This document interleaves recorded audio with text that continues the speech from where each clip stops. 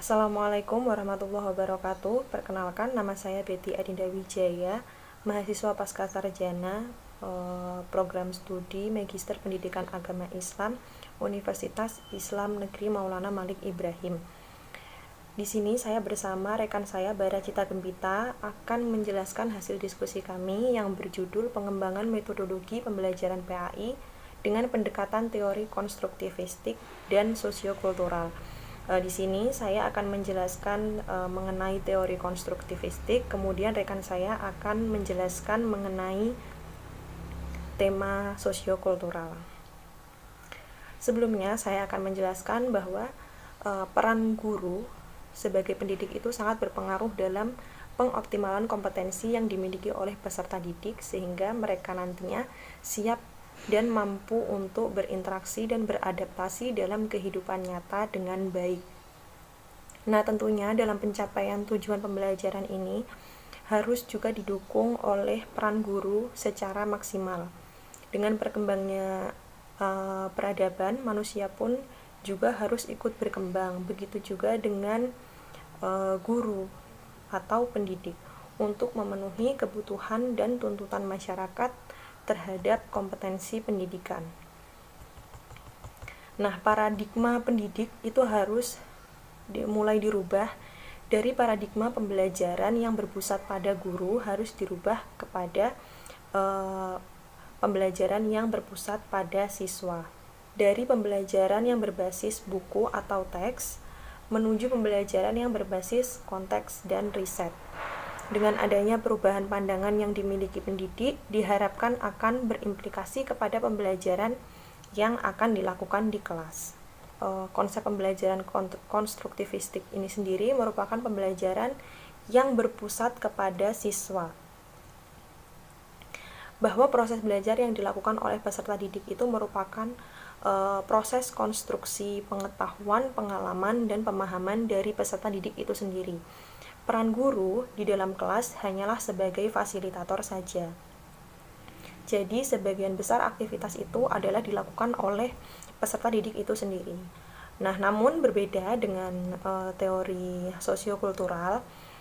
Kalau teori sosiokultural ini meyakini bahwa perkembangan kognitif merupakan sebuah hasil dari interaksinya dengan lingkungan sekitar dan masyarakat. Jadi dari interaksi dengan lingkungan dan masyarakat ini, seseorang itu mampu membentuk perkembangan kognitifnya. Kemudian di slide berikutnya saya akan menjelaskan tentang materi teori konstruktivistik. Di sini saya membuat beberapa poin yang akan saya jelaskan nantinya, yaitu mulai dari pengertian dari teori konstruktivistik itu sendiri, kemudian bagaimana konsep pembelajarannya, strategi penerapannya, dan implikasinya terhadap pendidikan agama Islam, pembelajaran pendidikan agama Islam. Slide berikutnya yaitu mengenai pengertian teori konstruktivistik.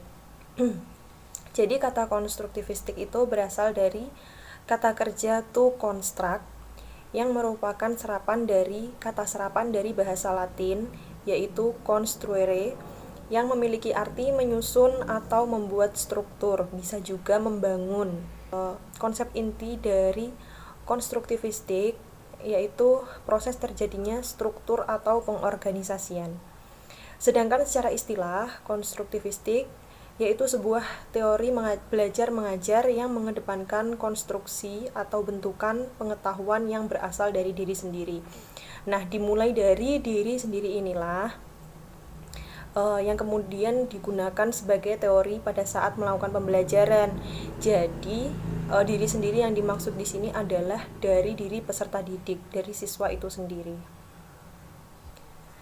Suparno berpendapat bahwa dalam paham konstruktivisme, pengetahuan adalah hasil dari konstruksi seseorang yang mengenal sesuatu, yang mana pengetahuan ini bukan hasil transfer dari seorang pendidik kepada orang lain, karena setiap individu memiliki pengetahuan yang ia ketahuinya. Jadi, maksudnya di sini adalah pengetahuan yang didapat dari peserta didik, dari siswa itu sebenarnya bukan dari pendidik gitu. Jadi siswa itu harus mencari tahu sendiri, membangun sendiri tentang pemahaman yang dia dapat dasarnya pertama kali itu. Kemudian dia akan belajar terus untuk untuk mencapai kepada hasil belajarnya nanti. Jadi simpelnya dalam teori konstruktivistik ini, guru itu memberi kesempatan kepada siswa untuk membangun pengetahuannya dan pemahamannya sendiri, supaya siswa itu mampu mengembangkan dirinya dengan kemampuannya sendiri. Teori ini juga mempunyai tujuan, yaitu keikutsertaan siswa dalam mengajukan pertanyaan serta mencari pertanyaan sendiri. Jadi dia bisa menghasilkan pertanyaan, dan pertanyaannya itu adalah dari diri sendiri. Jadi guru itu hanya memberi stimulus kepada siswa, kemudian membantu mengembangkan pengertian dan pemahaman konsep secara lengkap, dan membentuk kemampuan siswa menjadi seorang pemikir yang mandiri serta lebih menekankan kepada proses belajar. Tentu saja seorang siswa itu harus menjadi seorang pemikir, jadi dari situ dia bisa menyelesaikan masalahnya itu sendiri. Sedangkan prinsip-prinsip dari teori ini yaitu peserta didik membangun pengetahuan secara aktif. Jadi murid itu harus aktif, tidak boleh pasif. Proses belajar dipusatkan atau ditekankan kepada peserta didik, atau yang kita ketahui yaitu student center learning.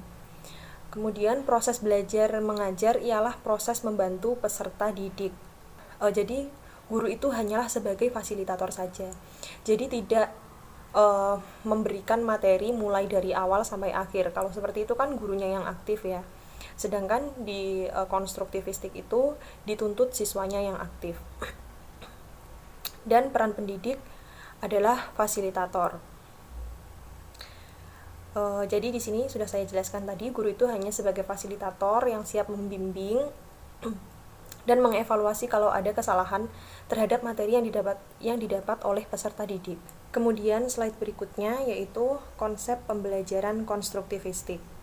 Sigit berpendapat mengenai pembelajaran konstruktivistik yang menekankan bahwa cara membangun pengetahuan atau kemampuan baru membutuhkan proses konstruksi yang harus dibangun oleh peserta didik sendiri dari hasil pengetahuan dan pengalaman yang telah dimilikinya. Jadi, dengan kata lain, siswa itu sudah memiliki bekal sendiri, memiliki bekal dulu, kemudian mengikuti kelas. Dari situ guru memberi stimulus sedikit-sedikit. Dari situ kemudian siswa mulai terpancing untuk mendapatkan pemahaman baru, pengetahuan baru, seperti itu. Kemudian prinsip dalam teori ini ialah bahwa seorang pendidik dalam proses pembelajaran bukan hanya memberikan pengetahuan secara langsung kepada peserta didik, namun peserta didik sendirilah yang harus mencari, menemukan, dan kemudian memecahkan masalah yang telah ia temukan. Jadi yaitu dari pembelajaran sedikit yang sudah disampaikan oleh guru, peserta didik boleh dipersilahkan untuk mengeksplor dirinya, entah dari membaca atau mendengarkan apa yang dijelaskan oleh guru. Kemudian dari situ siswa bisa mencari lebih jauh lagi tentang materi tersebut, bisa menemukan hal-hal yang baru, kemudian memecahkan masalah, misalkan dari pertanyaan-pertanyaan berikutnya, dari esainya. Itu kira-kira kalau jawaban seperti ini, kalau pertanyaan seperti ini jawabannya itu seperti apa. Di sini peserta didik diharuskan untuk menemukan sendiri dan kemudian mentransformasikan informasi yang sudah didapat, kemudian mengecek informasi itu apakah sudah benar atau belum, kemudian akan direvisi jika itu tidak sesuai. Jadi bisa bertanya kepada guru, misalkan dalam materi Isra Mi'raj misalkan, kok bisa Nabi Muhammad itu dari tempat satu ke tempat yang lainnya itu yang jaraknya jauh itu bisa jadi cepat dan terlihat dekat. Oh, Nabi Muhammad itu naik buruk.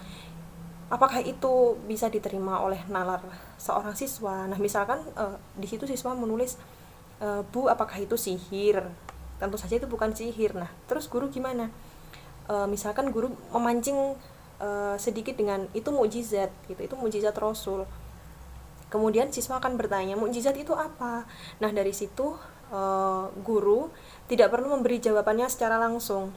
Guru bisa meminta siswa untuk membuka buku, misalkan coba dibuka LKS-nya atau buku paketnya halaman sekian, atau diberi buku baru lagi, seperti itu. Jadi dari situ siswa bisa memahami dan juga menerapkan pengetahuannya sendiri serta belajar bertanggung jawab. Sehingga siswa ya tentu saja bisa mengembangkan pengetahuannya dengan cara dari apa yang dia dapatkan sendiri, bukan dari gurunya. Nah, guru karena di sini hanya sebagai fasilitator, ya fungsinya guru berarti hanya membimbing dan mengawasi siswanya.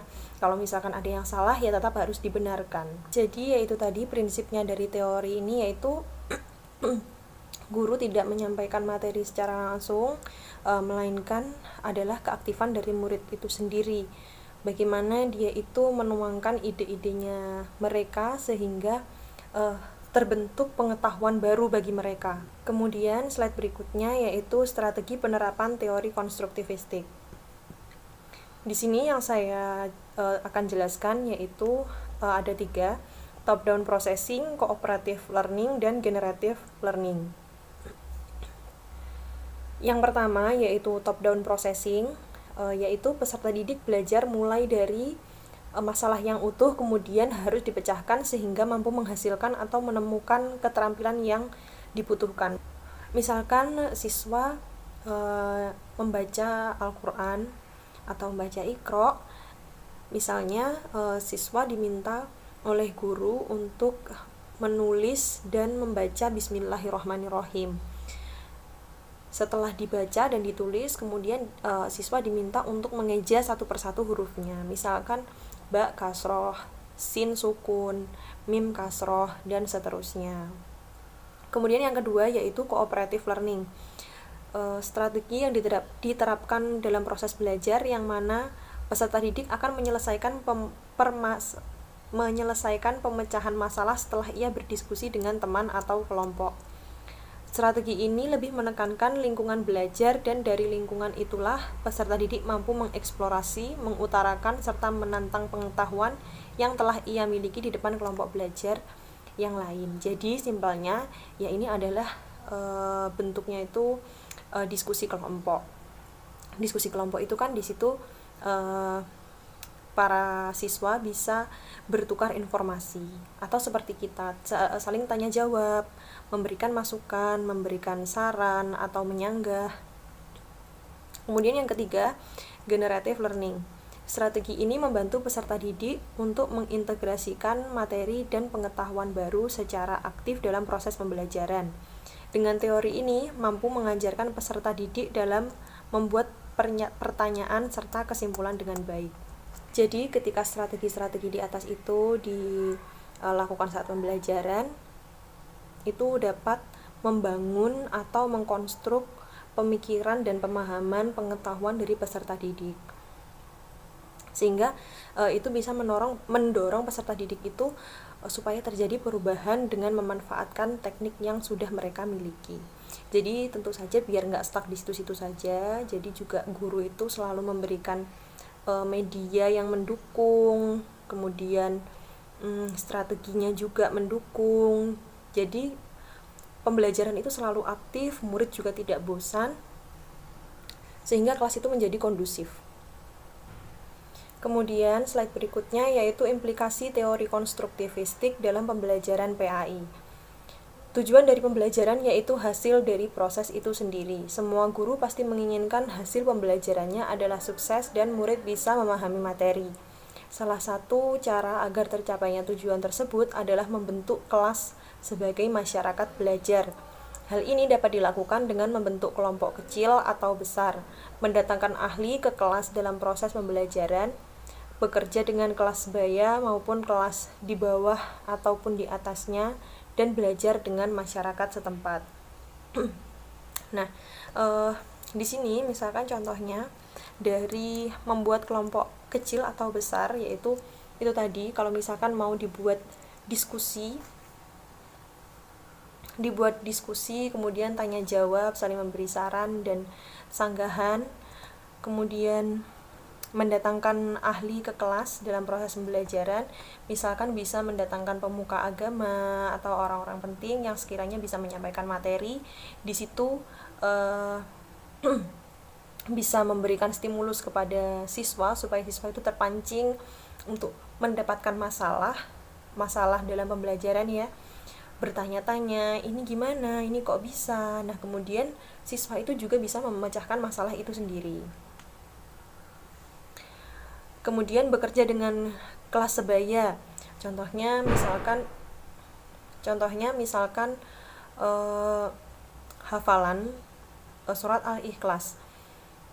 Guru bisa meminta peserta didik siswanya untuk saling berhadapan, misalkan silakan berhadapan kepada teman sebangkunya, kemudian saling menyimak, saling membenarkan, seperti itu supaya hafalannya itu lebih cepat.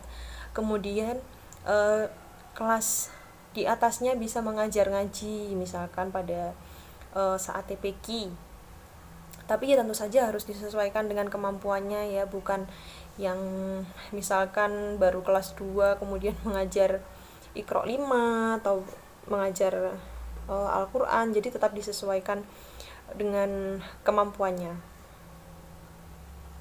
Kemudian siswa juga bisa diajak untuk mengunjungi tempat-tempat yang memiliki nilai intelektual dan juga religius, misalkan bisa diajak ziarah wali, ke perpustakaan, atau ke panti asuhan, ke pesantren, dan lain sebagainya. Hal itu juga bisa untuk merangsang siswa. Dari sini siswa bisa tahu, oh ini wali ini menyebarkan Islam itu dari wilayah ini sampai ini. Jadi memunculkan pengetahuan dari apa yang dia dapat. Dari perpustakaan juga dia dapat membaca buku-buku. Dari situ juga dia mendapatkan ilmu baru, pengetahuan baru. Di situ kan tidak harus guru yang menjelaskan, tetapi dari dia mencari buku, kemudian dia paham, dia mendapatkan jawaban, masalah yang ada di pikirannya itu terpecahkan. Itu sangat membantu peserta didik. Teori ini juga memiliki kekurangan dan kelebihan. Nah, di sini saya akan menyebutkan kelebihannya, yaitu peserta didik mampu menyelesaikan masalah. Jadi dari masalah yang dia dapatkan, apa, bagaimana, kenapa, itu dari apa yang dia dapatkan kemudian bisa jadi terpecahkan masalah-masalah itu. Kemudian merealisasikan ide serta membuat keputusan dalam proses pembelajaran. Jadi secara tidak langsung membuat peserta didik itu lebih bertanggung jawab. Peserta didik menjadi lebih paham dan dapat mengaplikasikan langsung karena terlibat dalam proses pembelajaran. Peserta didik akan dapat mengingat lebih lama semua konsep pembelajaran karena ia terlibat langsung secara aktif. Nah, kalau misalkan kita terlibat aktif dalam sebuah pembelajaran ya, misalkan kita menulis, selain pertama kita menyimak, kemudian apa yang kita simak kita tulis, kita mendengarkan, kemudian kita menghafalkan. Nah, dari situ proses pembelajaran yang ada itu akan lebih menempel di otak kita. Kemudian peserta didik akan lebih mampu bersosialisasi dengan lingkungan yang diperolehnya dari interaksi sesama teman dan guru. Misalkan ya dari kelompok kecil tadi, masyarakat belajar itu tadi. Jadi karena mereka aktif, ya mereka bisa berinteraksi dengan guru dan siswanya. Dia bertanya terus ke gurunya, Bu, apakah ini benar? Pak, ini bagaimana? Apakah ada yang perlu dikoreksi? Sedangkan kekurangannya yaitu kurang mendukung peran guru sebagai pendidik, lebih sulit untuk dipahami. Jadi karena tidak semua siswa itu mampu untuk mengembangkan pemikirannya dan pemahamannya, jadi kadang itu pasti ada ya 1-2 siswa itu yang mungkin jawabannya ngawur atau gimana. Nah, itu kalau misalkan semua satu kelas itu dibagi rata untuk untuk menerapkan teori ini, konstruktivistik ini, maka kelas itu juga tidak akan efektif secara merata gitu. Pasti ada 1-2 murid itu yang ketinggalan. Nah, jadi di sini sebagai guru harus ngalahi juga, harus lebih fokus untuk membantu ke siswa yang membutuhkan. Karena kalau tidak begitu, ya otomatis teori ini nggak akan berjalan. Jadi boleh kalau misalkan dibantu dengan teori lain seperti behavioristik, itu juga boleh, supaya ya semua siswa itu perkembangannya itu nantinya sama, tidak ada yang ketinggalan.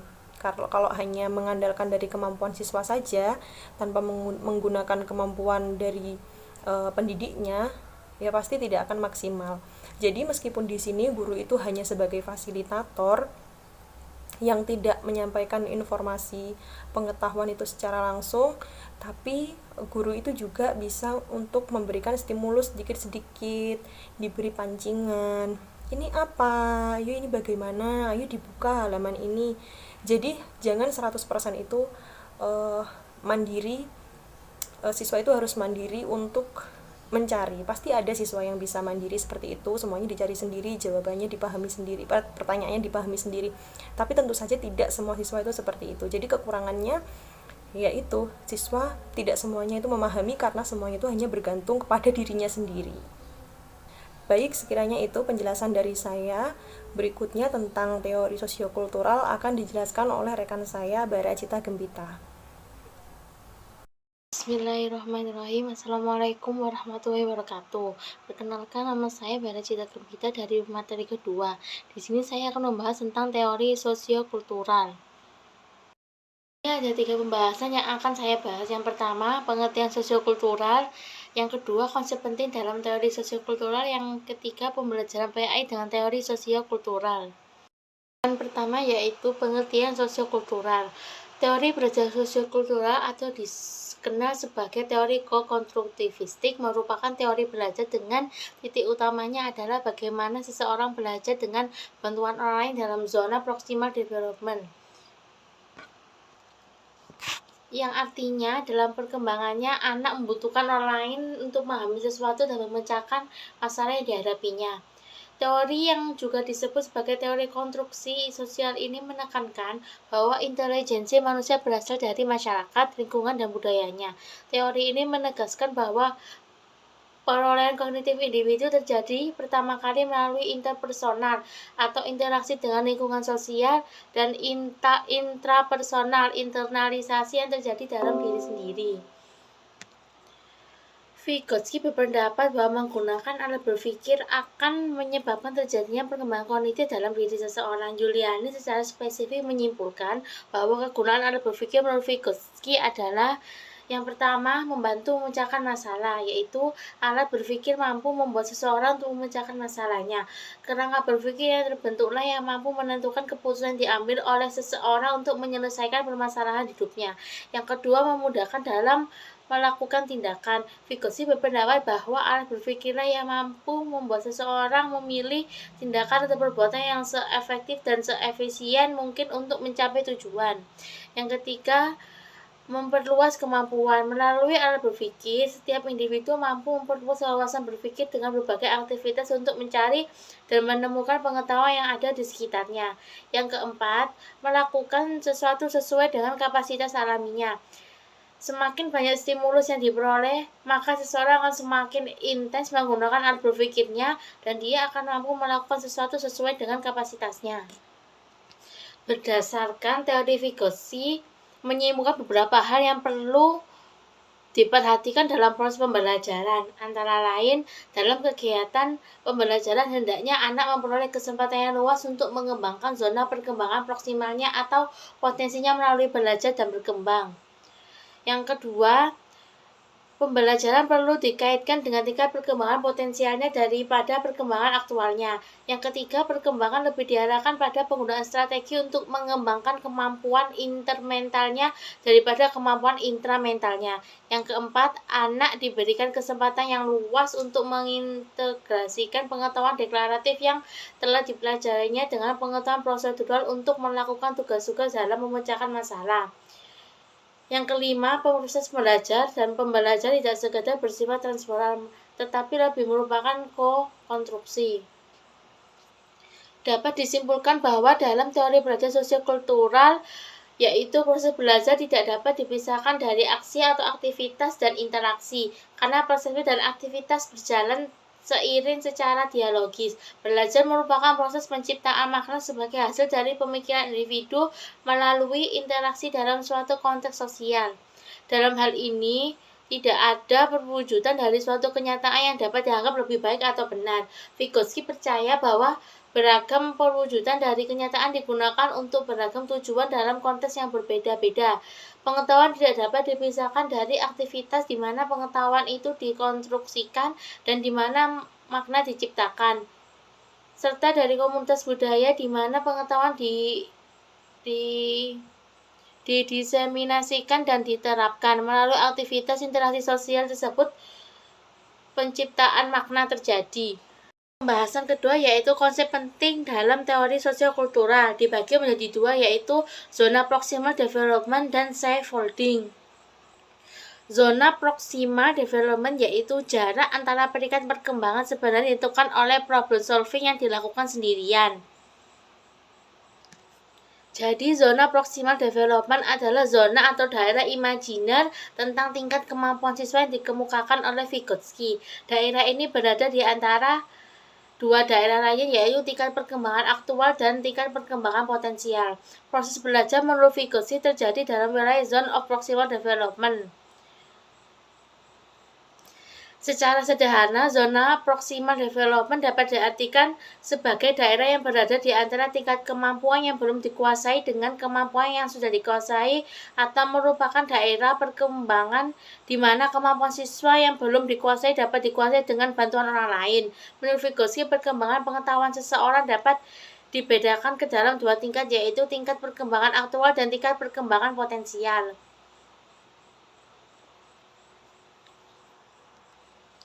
Tingkat perkembangan aktual tampak dari kemampuan seseorang untuk menyelesaikan tugas-tugas atau memecahkan berbagai masalah secara mandiri. Sedangkan tingkat perkembangan potensial tampak dari kemampuan seseorang untuk menyelesaikan tugas-tugas dan memecahkan masalah ketika di bawah bimbingan orang dewasa atau ketika berkolaborasi dengan teman sebayanya yang lebih kompeten.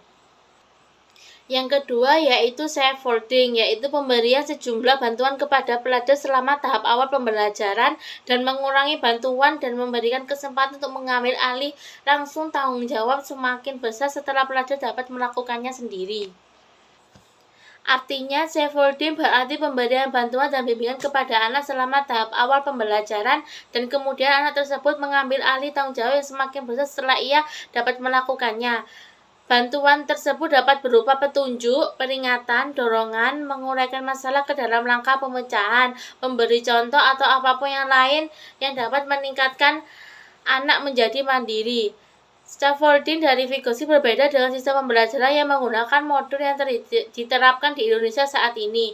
Modul lebih mengacu kepada paket-paket yang harus diselesaikan oleh siswa atau peserta didik, sedangkan scaffolding ini mengacu kepada kegiatan guru dalam membimbing kegiatan belajar.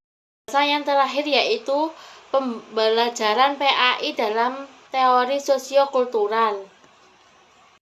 Dan kaitannya dengan manusia sebagai makhluk individu sekaligus makhluk sosial jika diamati dari proses pembelajaran, pendekatan ini sangat efektif jika diterapkan dalam membentuk sifat serta kepribadian siswa, di mana kebersamaan siswa dengan lingkungan serta teman sebayanya di sekolah maupun di luar sekolah menjadi salah satu dalam pembentukan sifat tersebut. Adapun satu ide yang dipaparkan oleh Vygotsky adalah scaffolding, yaitu memberikan bantuan kepada anak di awal perkembangannya, kemudian memberikan kesempatan pada anak untuk menyelesaikan tugasnya dengan tanggung jawab yang harus mereka selesaikan. Apabila teori konstruktivisme ala Piaget menyatakan bahwa suatu proses pembelajaran mengacu pada kemampuan peserta didik dalam mencari pengetahuan dan pengalaman individu, yang dapat dikatakan teori konstruktivisme lebih menekankan pada self-discovery learning. Berbeda dengan konstruktivisme sosial yang dikembangkan oleh Vygotsky, yang lebih menekankan pada asisten discovery learning, yang artinya bahwa belajar dari anak-anak dilakukan dengan cara berinteraksi dengan lingkungan sosial maupun fisik. Menurut Vygotsky, teori sosiokultural ialah proses pembelajaran yang mengonstruksi suatu konsep dalam memperhatikan lingkungan sosial. Vygotsky berpendapat bahwa proses pembelajaran kepada anak terjadi ketika ia menyelesaikan tugas yang belum dipelajari. Akan tetapi tugas itu menjadi tanggung jawab mereka, disebut dengan zone of proximal development, yaitu meningkatnya sedikit perkembangan di atas daerah perkembangan seseorang saat ini. Ia meyakini bahwa fungsi mental tinggi adalah hasil dari adanya interaksi antar sesama. Keberhasilan peserta didik dalam mengolah dan mengaitkan pengetahuan lama serta baru bergantung kepada interaksi sosial peserta didik tersebut. Tingkatan pengetahuan berjenjang oleh Vygotsky disebut scaffolding. Jadi, scaffolding artinya memberikan kepada seorang individu sejumlah besar bantuan selama tahap pembelajaran dan kemudian mengurangi bantuan tersebut dengan memberikan kesempatan kepada anak tersebut untuk mengambil alih tanggung jawab yang semakin besar setelah mampu mengerjakannya sendiri. Selanjutnya yaitu kelebihan dan kekurangan teori sosiokultural. Kelebihan teori ini mencakup beberapa hal, antara lain kesempatan bagi anak dalam mengembangkan zona perkembangan potensi dengan cara belajar serta berkembang, adanya keterkaitan antara pembelajaran pada tingkat perkembangan potensial daripada tingkat aktualnya. Untuk meningkatkan kemampuan intermental dan intramental, maka pembelajaran lebih diarahkan kepada penggunaan strategi. Kesempatan bagi peserta didik untuk mengintegrasikan pengetahuan deklaratif dengan pengetahuan prosedural yang dapat dilakukan untuk menyelesaikan permasalahan yang ada. Proses belajar dan pembelajaran bukan bersifat transversal, namun merujuk kepada mengembangkan pengetahuan secara bersama antar semua pihak yang terlibat di dalamnya. Sedangkan kekurangannya adalah keterbatasan pada perilaku yang tampak saja, sehingga proses belajar belum kelihatan seperti pemecahan masalah, kemampuan berpikir sulit untuk diamati secara langsung. Sekian dan terima kasih. Wassalamualaikum warahmatullahi wabarakatuh.